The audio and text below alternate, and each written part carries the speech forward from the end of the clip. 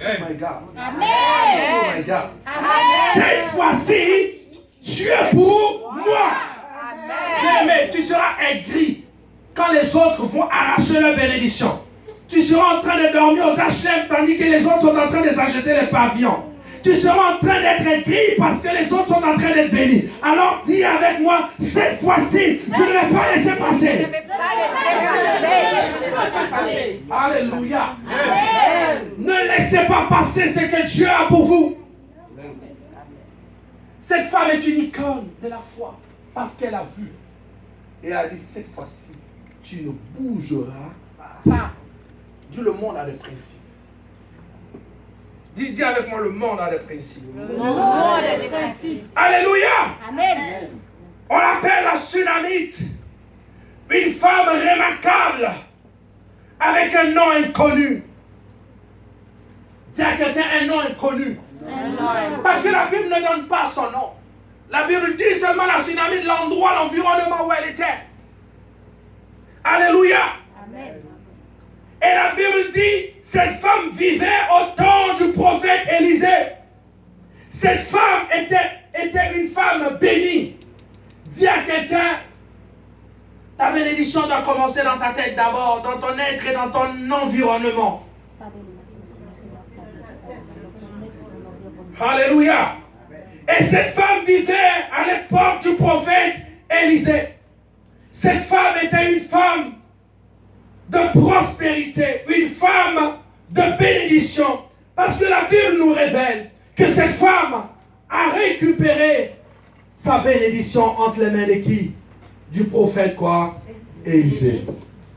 Combien d'entre vous ce soir qui ne m'ont pas laissé échapper leur bénédiction? Amen. Combien d'entre vous ce soir qui ne m'ont pas laissé échapper les bénédictions? Amen. Ce soir, je veux vous parler franchement et librement. Tu ne dois pas être pareil. Demande à ton voisin, tu ne dois plus être pareil. Tu ne dois plus être pareil. Vous savez, si vous êtes des chrétiens endimanchés, vous n'êtes pas des chrétiens. Mais vous devez être des chrétiens métamorphosés. Amen. Des métanoïa, changés. On doit voir la gloire, la puissance de Dieu se manifester sur votre vie. Ce qui est impossible aux hommes doit être possible dans votre vie à partir d'aujourd'hui. Amen. Votre amen ne doit pas être un amen tiède, un amen de feu. Car Jésus a dit, je suis le roi d'Israël. Il a défié toute force surnaturelle. Le roi qui avait des murs, qui avait des trônes, lui, un jeune homme, a dit, je suis un roi.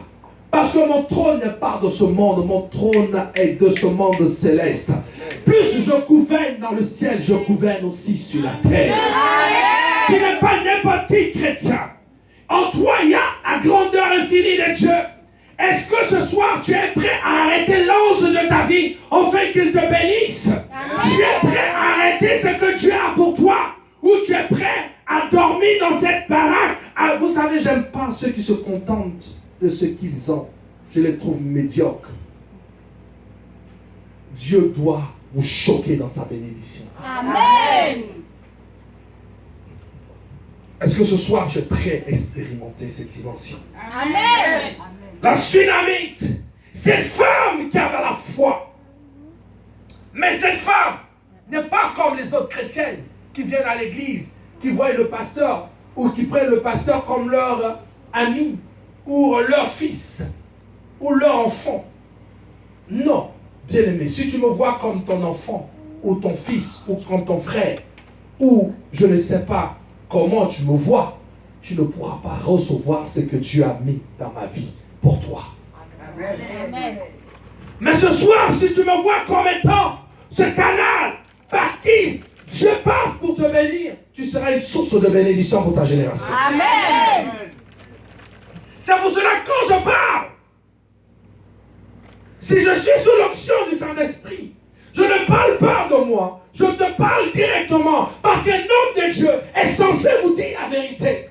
Amen. Si vous côtoyez quelqu'un qui ne vous dit pas la vérité, c'est que cette personne ne veut pas que vous soyez épanoui. Amen. Si tu vis dans le péché et que je te dis ne pêche plus, c'est parce que je sais que tout ce qui est conséquence du péché est la mort spirituelle. Amen. Si je te dis sors de certaines choses, c'est que je sais que tu dois sortir. Et ce n'est pas bon. Un homme de Dieu est censé vous dire la vérité. Si je te dis ne voyage pas, ne pars pas, c'est que je sais ce que je veux. C'est qui? Mais tu regardes, tu es distrait toi. Tu sors d'où? Regarde quand on te parle. Alléluia. Amen. Dis à quelqu'un, vous devez marcher avec ceux qui vous disent la vérité. On doit marcher avec ceux qui disent la vérité. Est-ce que ce soir tu veux entendre la vérité du Seigneur? Non pas ma vérité, mais la vérité du Seigneur. Prenons le livre de 2 Rois.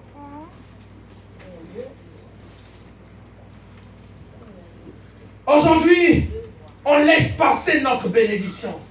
Bien-aimé, aujourd'hui, si c'était à refaire, il y a certaines personnes qui ne devaient même plus quoi, les tendre la main. Vous n'avez jamais posé cette question? Amen.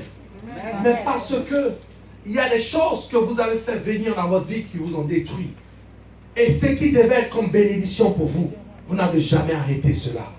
Est-ce que vous êtes prêts à arrêter sans votre bénédiction aujourd'hui? Amen. Et à faire entrer cela dans votre maison. Amen. 2 Rois, le chapitre 4. Madame Walpole.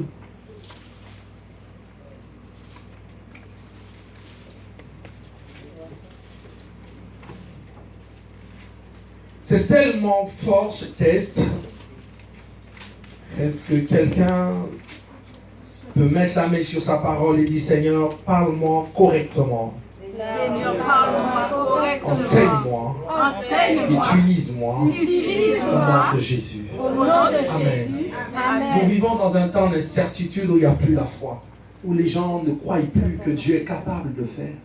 Ma femme m'a montré une vidéo qui m'a révolutionné. Une jeune fille qui était dans une église, son pasteur avait pour l'habitude de distribuer des eaux bénies. Alléluia. Et elle a pris cette bouteille d'eau bénite. Elle a pris cette bouteille d'eau bénite. Elle a déclaré par la foi. Son frère avait fait un accident. Il était mort. On avait mis le bâche noir, on avait mis le coton à l'oreille, fermé la bouche. Et on l'avait déjà mis. Et elle a dit au médecin, vous pouvez me laisser 5 minutes avec lui. Elle a pris l'eau que le pasteur lui a donnée. Elle a mis dans la bouche de son frère qui était mort. Elle est partie voir le médecin. Quand elle est revenue, son frère qui était décédé s'est levé, il était assis, il était en train de boire l'eau bénite. Amen. Oh, quelqu'un n'a pas dit amen plus fort. Amen. Son frère qui était décédé s'est levé, il a commencé à boire l'eau bénite. Et quand le médecin a dit, il dit non, ce n'est pas normal. Comment ça s'est fait? Vous savez, il y a des choses banales. Mais elle a cru que l'eau que son pasteur était en train de lui donner était quelque chose de surnaturel pour sa vie. Amen. Amen. Alléluia. Je t'ai donné de l'huile d'olive cette année. Je t'ai donné même un tissu, le talit. Est-ce que tu es conscient de ce qu'il y a dans ta main? Est-ce que tu es conscient que quelque chose doit sortir de ça pour pouvoir changer ta destinée? Amen. Amen. Mais tu es perturbé. Tu pleures. Tu veux qu'à chaque moment je sois à tes pieds, à ton écoute. Il y a des choses que je t'ai réunies, que tu dois témoigner la faveur de Dieu. Et quand j'ai regardé cette vidéo, ça m'a fait penser à nos fidèles, à mes fidèles. Est-ce que vous savez ce que Dieu a mis auprès de vous? Cette femme! Prenons le livre, parce qu'aujourd'hui je veux vous interpeller. Vous pleurez. Pasteur, j'ai des problèmes d'argent, j'ai des problèmes ceci, j'ai des problèmes ceci. Tu travailles, tu as toujours des problèmes. Mais vaut mieux ne pas travailler et dormir à la maison. Dis à ton voisin, enlève cette mentalité. Enlève cette mentalité. Alléluia. Amen. 2 Rois, le chapitre 4, à partir du verset 8 jusqu'à 10. Un jour, Élisée passait par Sunem. Il y avait là une femme. Il y avait là une femme. De distinction. La Bible dit précisément de distinction. pressa d'accepter qu'il pressa d'accepter à manger. à manger. Et toutes les fois Et toutes les fois qu'il passait, qu'il passait, il se rendait chez elle il se rendait chez elle manger. pour manger. Elle dit à son mari, Elle dit à son mari, voici, voici, je sais que cet homme passe toujours chez chez nous, est un saint homme de Dieu. est un saint homme de Dieu. Faisons une petite chambre Faisons-le une petite chambre haute avec des murs et mettons-y mettons-y pour lui un lit, une table, une table, un siège, un et chandelier, afin qu'il s'y quoi retire. Dis Amen avec moi. Amen. Dis Amen avec moi. Amen. Dis Amen avec moi. Amen. Voici cette femme inconnue, mais que le nom de sa ville lui a été attribué. Mais la Bible dit que cette femme était une femme de distinction. Bien-aimé, quand on parle de distinction, ça veut dire une femme quoi? Une femme distinguée. Ça veut dire que cette femme avait d'autres attributs, d'autres qualités de la vie. Elle a appris la manière de vivre. Vous savez, aujourd'hui, tout le monde parle en langue. Tout le monde parle de Jésus.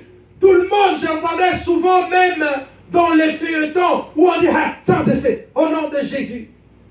Hey, moi, je vais te vaincre au nom de Jésus. Le nom de Jésus est devenu la plaisanterie dans la bouche de beaucoup de personnes. Mais cette femme, aujourd'hui, avait un savoir de vie. Beaucoup de chrétiens n'ont pas de savoir de vie. Pour eux, Jésus, c'est comme leur Dieu qu'ils priaient avant qu'ils étaient dans le monde. Jésus n'est pas ce Dieu que tu priais avant dans le monde où tu étais païen et que tu te prosternais devant les statues. Jésus est celui-là qui est le Dieu invisible et qui rend les choses visibles. Et c'est lui qui appelle les choses qui n'existent pas comme si elles existaient. Ce Dieu-là, quand tu le rencontres, tu ne le vois pas comme les autres dieux. C'est pour cela l'homme qui s'appelait Bartimée a vu Jésus. Il a appelé fils de David parce qu'il sait qu'en Jésus, il y a la royauté, il y a la succession d'une grandeur infinie. Comment tu vois Jésus ce soir? Demande à ton voisin, comment tu vois Jésus? Comment tu vois Jésus? Comme celui qui est capable de faire des miracles pour toi? Amen. Ou celui qui est incapable? Moi, je le vois comme celui qui est capable de faire des miracles pour moi. Amen. Alors, je dis Amen à ta place. Amen. Alors, si tu dis Amen plus fort, dis Amen plus fort. Amen. Alléluia. Cette femme, la Bible, un jour, Élisée passait à Sunam. Il y avait une femme de distinction. Bien-aimés, ce soir, je veux vous donner une qualité de vie. Je veux vous donner des responsabilités dans votre tête. Et que vous ne vous comportez pas comme des gens de la déchetterie, mais des personnes qui sont filles et fils de roi. Parce que lorsqu'il appelle Sarah, et Sarah, qui veut dire ici princesse, il voulait ici changer la mentalité de Sarah en disant tu es une princesse. Tu n'es pas n'importe qui. Est-ce que ce soir tu es un prince? Est-ce que ce soir tu es une princesse? Est-ce que ce soir tu es un prince? Un prince a ses attributs. Un roi a ses attributs. Tu n'es pas n'importe qui. Est-ce que ce soir tu peux bien te comporter? Amen. Cette femme était une femme de distinction. Mais nous allons travailler sur le mot distinction. Ça veut dire que même ce qu'elle avait pour habitude de faire ne ressemblait pas quoi? Aux autres. Distingue. Oh my God. Distingue. Parce que cette manière de faire, personne ne pouvait aussi faire pareil. Vous savez, les riches n'ont pas les riches ont leur manière de faire, les pauvres aussi ont leur manière quoi? De faire. Parce que quand tu arrives sur la table d'un homme riche, il ne va pas te faire manger directement les plats. Il va te proposer quelque chose, un apéritif, après l'entrée, Après quoi? Après le canapé. Après quoi encore? Le plat de résistance. Et après, il te donne quoi? Le dessert. Après, il te demande, on va un peu s'allonger, tu vas détendre tes pieds. N'est-ce pas? Alléluia! Donc, il te fait des choses si tu rentres dans la maison d'un pauvre. Dès que tu rentres, il te dit, voilà le riz mange. Ou bien il te dit même pas bonjour. Il dit, voilà, je t'ai envoyé de le voir. Alléluia! Amen. Donc, il y a des choses que tu dois pas faire. Il y a des choses que tu dois faire qui ne doivent pas ressembler à l'autre qui est en face de toi. C'est ça la différence entre nous les chrétiens. Si tu veux faire comme celle qui est à côté de toi, tu ne vas jamais réussir dans ta foi chrétienne. Amen. Il faudrait que tu sois une femme de distinction, une femme de sélection. Tu dois être une femme. Quand même tu arrives à l'église, la manière dont tu t'assois, ta manière de chanter, ta manière de t'habiller, ta manière de faire ne doit pas ressembler à l'autre. Amen. Donc, mentalement, si nous lisons ce texte, cette femme avait pour habitude de faire les choses que certains chrétiens n'ont pas l'habitude de faire. La preuve que le verset 10 dit, la phrase qui continue dit, Élisée, qui, on dit, il y avait la femme, elle était une femme de distinction, qui le pressa, dis à quelqu'un qui le pressa, d'accepter à manger. Donc cette femme ne connaît pas le prophète. Et plutôt, le prophète ne connaît pas cette dame. Mais cette dame le presse quoi, à venir quoi, manger quoi, chez elle. Ça veut dire que cette femme a reconnu quelque chose dans la vie de qui? De ce homme. Elle le pressa de venir quoi, manger. Elle dit, s'il te plaît, monsieur. Elle dit pas, oh, pasteur, tu es fatigué, pardon, viens, je donne un peu à manger. Pasteur, hey, je sais qu'à faire de Jésus c'est fort. Pasteur, je vais te bénir aussi. Non, elle dit, pasteur, je sais que tu as tellement marché. Si tu peux m'accorder 5 minutes de ton temps dans ma maison pour que je puisse simplement te donner un verre d'eau. Ce jus que je vais te donner à boire, pasteur, simplement, je ne veux même pas que tu pries pour moi. Je veux simplement que tu puisses t'asseoir dans ma maison et que je puisse te servir. Oh my God. Quelle politesse. Amen. Quelle politesse. Et là, ce prophète, depuis qu'il est à l'église, depuis qu'il prêche l'évangile, lorsqu'il voit une femme lui parler ainsi, il doit se dire que c'est une femme de quoi? Niveau. Vous savez, il y a des gens, souvent, quand tu leur rencontres, leur sourire, tu sais qu'ils ont été élevés dans le coin quoi? Dans de bonnes familles. Je peux avancer? Amen. Je peux avancer? Amen. Je peux avancer? Amen. Je peux avancer? Amen. Alléluia.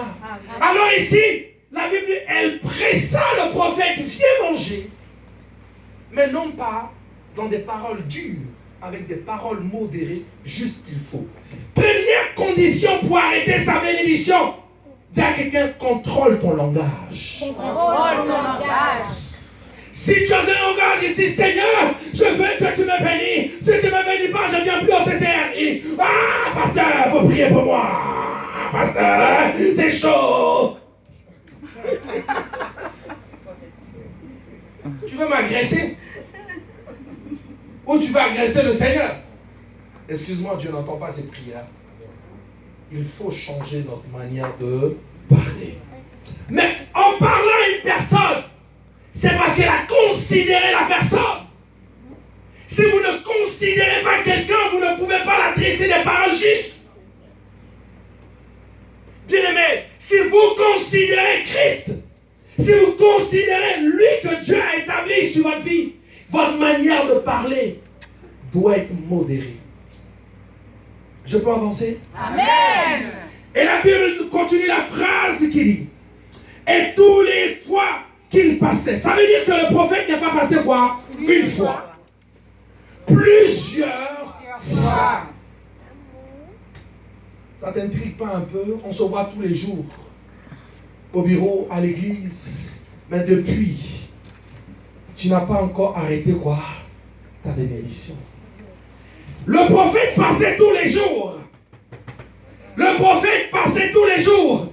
Et cette femme, le prophète venait manger. Mais elle a dit cette fois-ci, quand il mange, il part. Mais il faut que je trouve encore une autre stratégie de le maintenir jusqu'au lever du jour.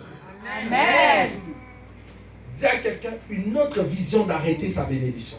Une autre vision d'arrêter sa bénédiction. Il mange, il se lève, il part. Elle a trouvé que ça c'était quoi?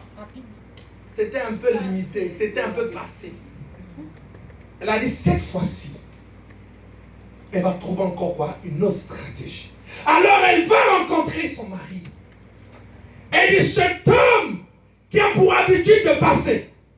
J'ai pris le temps. Je lui ai donné à manger. J'ai pris le temps. Je l'ai regardé. Cet homme est un saint homme. Alors ici, cette femme va prendre le temps. Bien-aimé, tu as tellement fréquenté les églises que Dieu va mettre un homme sur ton chemin. Et celui que Dieu va mettre sur ton chemin, il faut que Dieu t'ouvre les yeux. Afin que tu regardes en lui, non pas qu'il soit un homme, mais quelqu'un qui détient quelque chose pour ta vie. Amen. Oh, quelqu'un n'a pas dit Amen. Amen, amen. Amen. Oh, je répète. Amen. Parce qu'elle n'a pas... Vous savez, l'homme de Dieu était passé plusieurs fois. Alléluia. Amen. Et après, elle va voir son mari. Elle dit, cet homme-là est un quoi? Est un saint homme quoi? De Dieu. Réfléchissez bien. Donc, ça veut dire que l'amour qu'elle aura pour l'homme de Dieu sera maintenant quoi? Différent. Vous savez, tout dépend de vous ce soir. Est-ce que vous êtes prêts à arracher ce que Dieu veut vous donner? Amen. Ça veut dire que elle voulait pas s'arrêter simplement à ce que l'homme de Dieu prie pour son enfant ou prie pour bien manger chez elle. Mais elle voulait voir que cet homme était quoi? Un saint homme de Dieu. Demande à ton voisin, est-ce que ce soir tu vois le pasteur Las comme étant un saint homme de Dieu? Amen. Alléluia. Amen. Amen. Même parce qu'il venait, il mange, il part. Arrivé un moment, il dit non. Cet homme-là est un saint homme de Dieu. Reprenons la lecture. À partir du verset 9. Elle dit à son mari, voici, je sais que cet homme qui passe toujours chez nous est un saint homme de Dieu. Cet homme qui a l'habitude de venir chez nous est un saint homme de Dieu. Ça veut dire que maintenant, elle a observé. Vous savez, les intellectuels ont pour habitude d'observer. Un monsieur, une fois, est venu dans ma prédication, il m'a dit, je suis en train de regarder ce pasteur, je vais voir s'il va dire des bêtises jusqu'à la fin de sa prédication. Quand il a fini, il m'a dit, ce pasteur, ma femme peut aller maintenant prier chez lui. Dis Amen plus fort. Amen. Alléluia. Prenez le temps d'observer. Prenez le temps de regarder. Aujourd'hui, les chrétiens ne s'asseyent plus. Ils viennent aujourd'hui ici. Après, ils se retrouvent quelque part d'autre. Mais cette femme a regardé. Et elle a dit à son mari, je suis convaincu que cet homme-là est un saint homme de Dieu. Alors ici, elle détecte ce qui est capable de profiter quoi? Sa destinée. Est-ce que je peux parler maintenant? Amen. Est-ce que vous ouvrez vos oreilles maintenant? Amen. Amen. Ça veut dire maintenant, ce n'est plus un homme qui a donné à manger. Elle voit maintenant le Dieu qui est dans la vie de cet homme, afin de pouvoir nourrir quoi? Sa destinée. Ça veut dire que si le prophète n'a pas prié pour elle, ça ne l'importe pas. Si le prophète n'a pas mangé chez elle aujourd'hui, qu'il a dit va gêner, ça ne l'intéresse pas. Mais c'est le fait que le prophète va lui dire tout va bien. C'est ce qui l'intéresse. Amen. Est-ce que vous comprenez là où je m'en vais? Amen. Et là, maintenant, elle dit à son mari, Cet homme est un saint homme de Dieu. Mais comment cette femme va remarquer que beaucoup d'hommes de Dieu qui passaient, et que cet homme de Dieu est un homme saint, qu'il est un homme bénéfique de Dieu. Alléluia. Bien-aimés, écoutez-moi bien ce matin. Toutes les hommes de Dieu que vous voyez ici, surtout ceux qui sont appelés par le Saint-Esprit, Dieu a un plan et un but bien précis avec eux. Amen. Ils savent de leur vie, alléluia, que rien n'est fait dans le but d'un hasard. Si tu es venu sur mon chemin, on veut que je puisse être ton pasteur. D'autres auraient voulu être à ma place, mais Dieu a permis que je puisse être ton pasteur. Si Dieu a permis que je puisse être ton pasteur, c'est qu'il y a quelque chose qu'il veut que je te pose dans ta vie. Et cette chose doit être déposée. Mais si tu comprends, tu vas l'arrêter ce soir. J'ai dit, si tu comprends, tu vas l'arrêter ce soir. Oh my God, ils n'ont pas compris. Amen. Il y a beaucoup de personnes qui pouvaient être ton pasteur. Il y a beaucoup de personnes qui pouvaient être ton pasteur. Tu pouvais t'asseoir quelque part. Mais parmi tous ces gens, si tu avais les yeux spirituels, le jour où ils t'ont mis en contact avec moi, le jour où j'ai parlé avec toi, le jour où tu as compris que maintenant, je ne peux plus rester chez moi, je peux venir m'asseoir ici. Tu vas dire, même cette personne qui m'a envoyé ne peut plus me contrôler. C'est le Saint-Esprit maintenant qui peut me contrôler. Parce que celui qui est en moi est plus grand que celui qui est dans le monde. Parce que maintenant, je ne regarde plus cet homme, je regarde Dieu à travers quoi? Cet homme. Alors Dieu a un plan. C'est pour cela que Dieu me l'a mis sur mon chemin. Même si le pasteur ne m'a pas salué, le fait qu'il m'envoie la pensée du jour et que je puisse en train de lire, c'est une parole pour moi. Oh my God. Le fait que j'ai une pensée du jour le matin, c'est une parole pour moi. Pasteur, reste dans ton bureau. Le fait que tu m'as parlé ce matin, je le déclare et je sais que je suis réceptif à cette parole. Amen.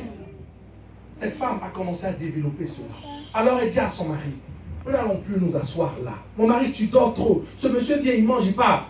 Tu vois pas que cet homme-là est un saint homme de Dieu? Alléluia. Amen. Alléluia. Amen. Alléluia. Amen. J'aime beaucoup une femme ici, elle n'est pas là. C'est la sœur de Mme Freitas. Elle anime. Cette femme, elle n'est pas beaucoup chrétienne. Pardon, excusez-moi. Elle n'a pas connu de pasteur. Ni de tout. Elle m'a dit, pasteur, moi, je suis de mon enfant des catholiques. Dites amen bien. Amen. Mais cette femme, vous savez, les bonnes manières, ça se voit. Parce que selon les témoignages que j'ai d'elle, alléluia, on dit cette femme est partie en Suisse. Quand elle partait en Suisse avec son mari, les gens pensaient que les valises qui étaient dans leurs mains, c'était des habits, mais c'était beaucoup d'argent. Alléluia. Amen. Mais cette femme, malgré qu'elle n'a rien, elle est capable de partager tout son superflu. Je l'ai vu. Amen. Amen. Ça veut dire que dans sa nature, il y avait déjà quoi? La grandeur. Amen. Amen. Donc même si on lui donnait quelque chose, moi j'ai prié pour des gens qui avaient même 100 000 euros, 10 000 euros, 20 000 euros, ou bien 100 000 euros. Alléluia. Mais ils n'ont jamais donné 500 euros même au pasteur. Mais il y a des gens qui sont capables ici, en ce moment, de mettre 10 000 euros sur le pasteur, de mettre 6 000 euros sur le pasteur. Alléluia. De bénir l'église. Ceux-là, ils ne calculent plus. Parce qu'ils n'ont pas rencontré quoi? Un homme. Ils ont rencontré Dieu sur le chemin. Amen. Donc, vous savez que même la bénédiction, c'est une question de... C'est dans la tête. Quand quelqu'un est généreux, ça se passe d'abord quoi? Quand quelqu'un est méchant, ça se passe où? Cette femme, elle a commencé petit. Elle donnait à manger. Ça veut dire que elle est passée à l'étape maintenant d'une simple nourriture à vouloir maintenant faire quoi? Une chambre. Est-ce qu'on peut acclamer le Seigneur? Non, ils n'ont pas compris. Ça veut dire qu'elle est passée à l'étape de la nourriture, maintenant à déplacer sa maison, à vouloir loger quoi? L'homme de Dieu. Amen.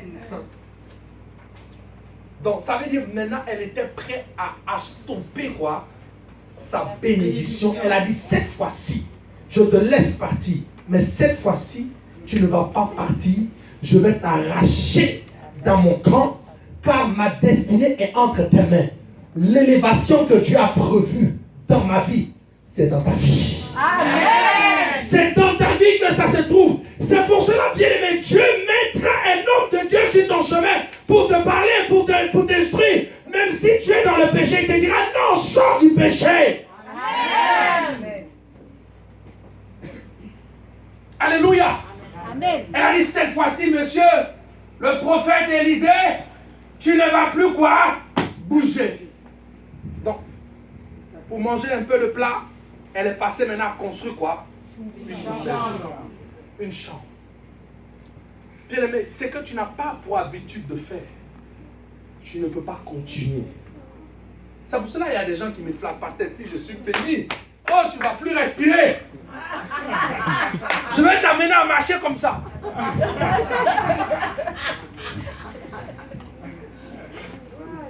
Mais regarde bien, depuis l'année a commencé, est-ce que tu t'es levé pour dire, pasteur, ce mois-ci, je paye la salle, je paye le bureau?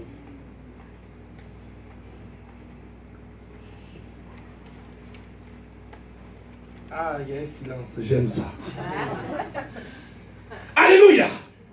Et cette femme a dit à son mari, faisons-le quoi? Une place, une chambre, qui puisse maintenant quoi? Dormir. Ça veut dire, cette femme n'a pas regardé son problème. Bien aimé, si vous voulez être béni, tout ce que vous êtes en train de faire, ne le faites pas par condition que Dieu doit vous donner. Faites-le d'abord par amour. Amen.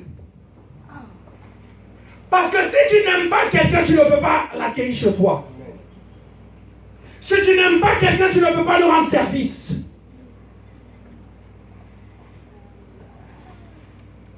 Relis le verset 9 et le verset 10. Faisons-lui une petite chambre haute. Bien-aimé, elle dit une petite chambre haute.